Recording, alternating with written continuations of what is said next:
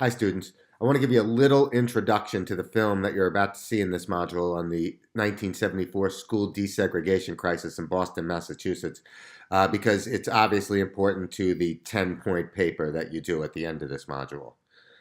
All right, then.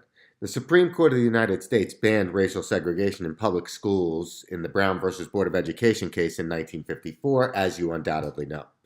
But the video you're about to see, like I just said, is the 1974 Boston school desegregation crisis.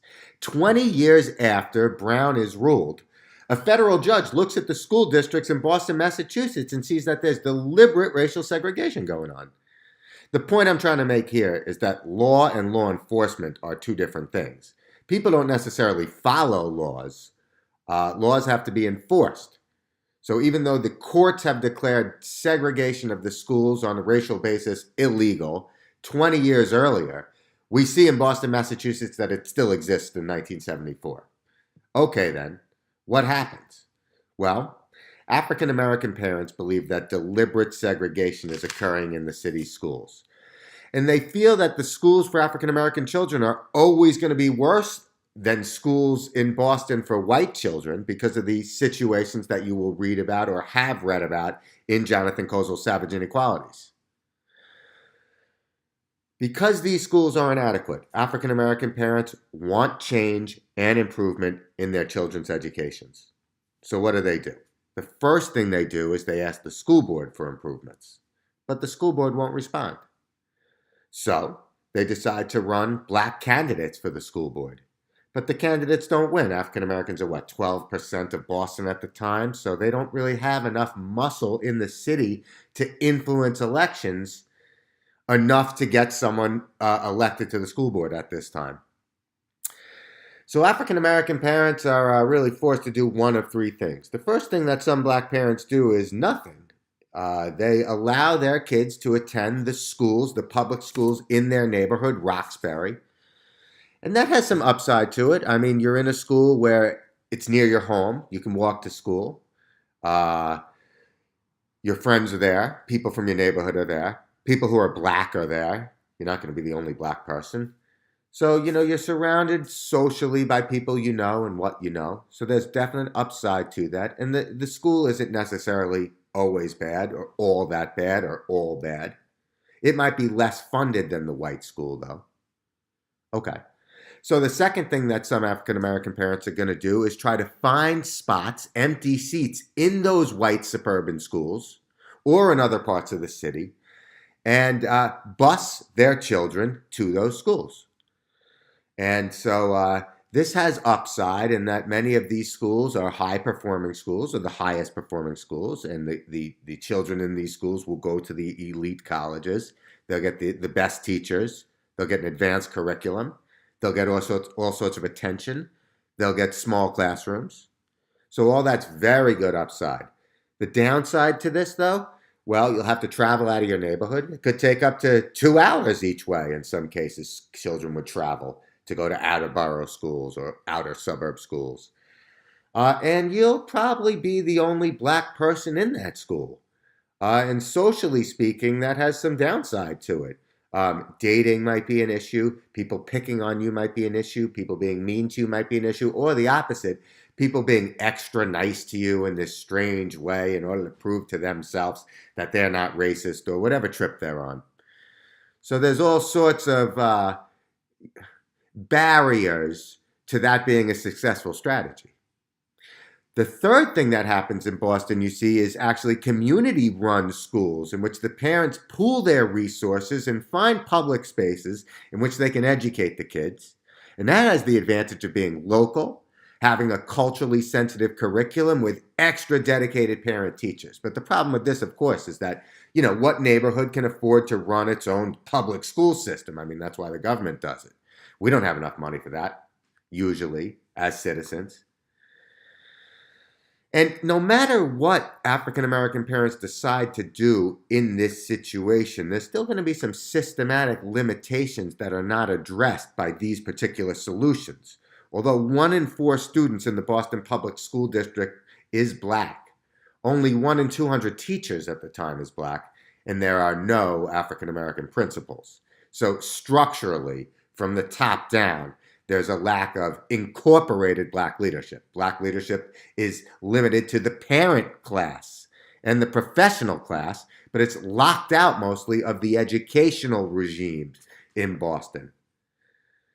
So African American parents long term have to try something different. So what do?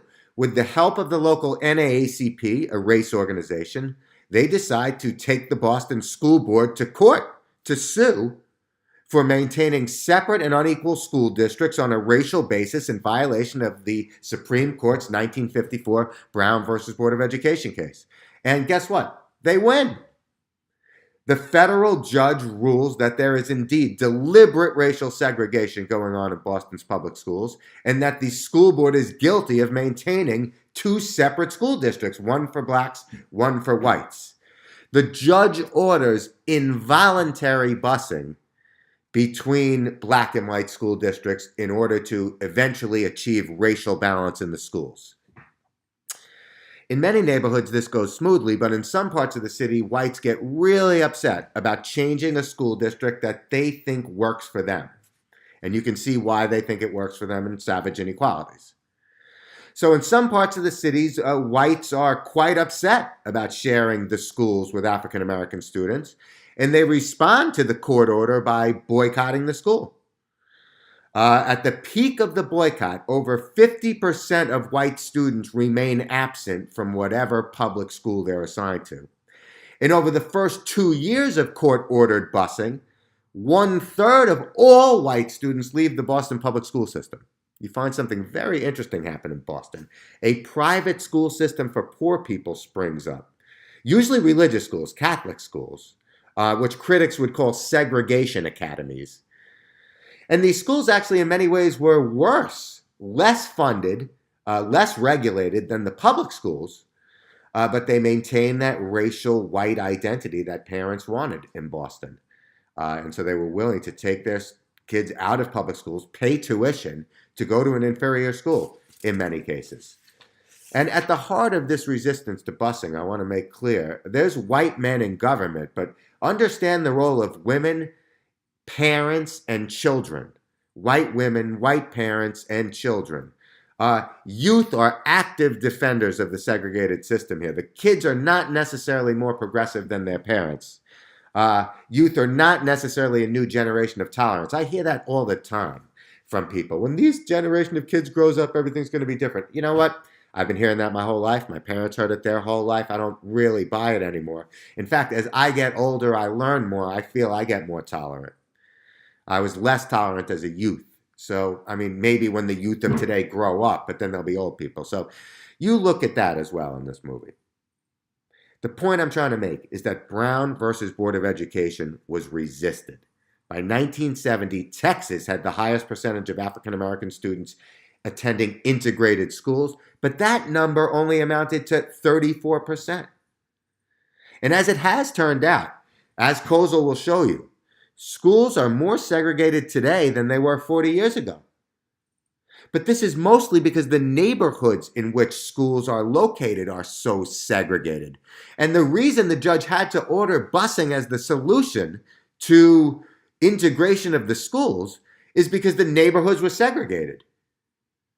He knew it was an imperfect solution, I'm sure, but there was really no choice but to move people around because the neighborhoods themselves did not achieve a proper racial balance.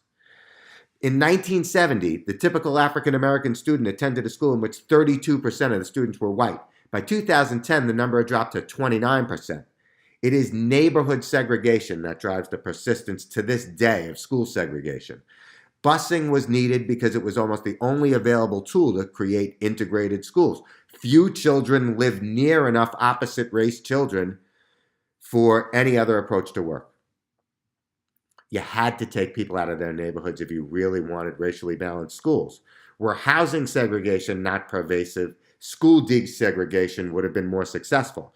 On the other hand, and I'll leave it here, you can understand the anger and frustration of some white parents who buy a home in a neighborhood that they expect will be attached to a school, and they make an investment in that, And suddenly the government intervenes and tells them, nah, your kid's not going to that school anymore. Your kid's going to a school which is going to be less funded, in fact. You can understand those parents' bewilderment and anger, as you'll see in the video.